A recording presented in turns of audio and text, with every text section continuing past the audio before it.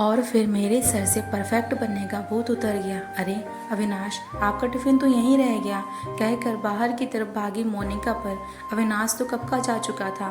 Tiffin नहीं ले गए, अब पता नहीं दोपहर में क्या खाएंगे। सारी गलती मेरी ही है, जानती हूँ उन्हें कुछ याद नहीं रहता। फिर रोज़ की तरह हाथ में क्यों नहीं पकड़ाया मैंने।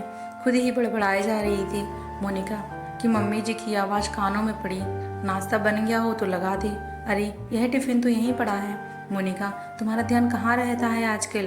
अब मेरा बेटा दिन भर भूखा रहेगा क्या ऑफिस में। सासू माँ ने भी सारा ठीकरा बहू के सिर पर फोड़ दिया। वही तो मौसी जी ने संभाल लिया, वरना आफत ही कर देती रुक्मणी जी तो। आज फिर नाश्ते में पराठे, मुझे नहीं खाने। मेरे लिए तो कुछ और बना दो भाभी, देवर वरुण ने मुँह बनाते हुए कहा। मेरा मैंगो शेक बन गया क्या भाभी। अपनी स्कूटी की चाबी लाते हुए वानी बोली। मम्मी जी, पापा जी को नाश्ते में सब्जी के पराठे के अलावा कुछ और नहीं चाहिए। वरुण को पराठे नहीं चाहिए, वानी को कोल्ड ड्रिंक या मैंगो शेक चाहिए। पहले बच्चों का टिफ़िन बनाकर उन्हें स्कूल भेजो, फिर अविनाश के ऑफिस जाने की तैयारी, उसके बाद बाकी सबका अलग अलग फरमाइशी नाश्ता। सुबह के वक्त तो बिल्कुल चक्कर गिन्नी सी बन जाती है। मोनिका मशीन की तरह हाथ चलाती है, फिर भी कुछ ना कुछ गड़बड़ हो ही जाता है। कितने मन से आज अविनाश की पसंद की भरवा भिंडी और आलू के पराठे टिफ़िन में रखे थे। जब भी सामने नजर जाती, टेबल पर रखा टिफ़िन जैसे उसे बार बार मुँह चढ़ाने लगता।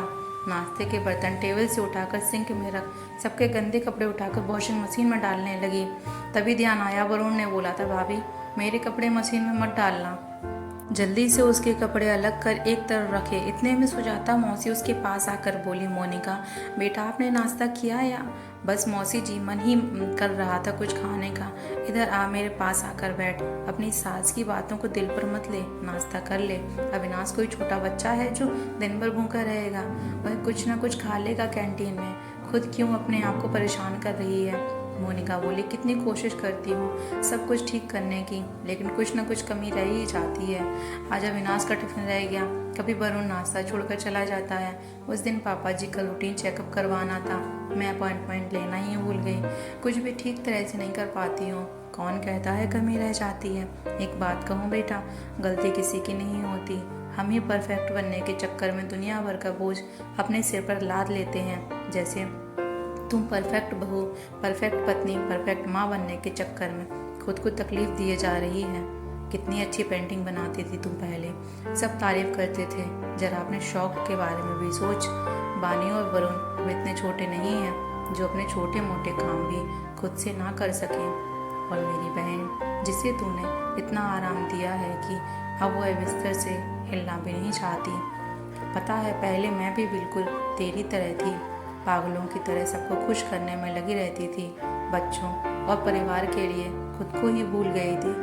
फिर लगता था जैसे कोई भी मुझसे खुश नहीं है। फिर एक दिन अपने आप को आईने में देखा तो लगा, क्या यह मैं हूँ जो अपने सोने के कपड़े भी बिना प्रेस किए हुए नहीं पहनती थी। आज अपने खाने पहनने का भी कोई होश नहीं है।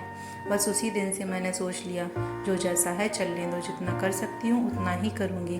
क्योंकि जब मैंने अपना हाथ खींच लिया तो सबने अपने अपने काम करना शुरू कर दिए। चाय में चीनी ज़्यादा पड़ गई, कोई बात नहीं, एक दिन मीठी चाय पी लो। आज कपड़े धोने का मन नहीं है तो नहीं धोती थी। हमारे पास सिर्फ 2 जोड़ी कपड़े थोड़ी ना हैं। कभी सुबह आँख नहीं खुली और बच्चों की स्कूल बस छूट गई तो पहले की तरह दुखी होने की बजाय लगता था चलो आज सब मिलकर कुछ धूम मचाते हैं। हाइजीन की फिक्र छोड़कर कभी कभी बाहर जाकर चाट पकौड़ी खा लेती थी। जब से परफेक्ट बनने का भूत मेरे सिर से उतरा, सच में ज़िंदगी का मज़ा आने लगा। अब मैं सबकी खुशी के साथ साथ अपनी खुशी का भी ध्यान रखती हूँ। 15 दिन रहने के बाद मौसी जी तो चली गई, पर उसे जीने का जैसे गुरु मंत्र दे गई थी।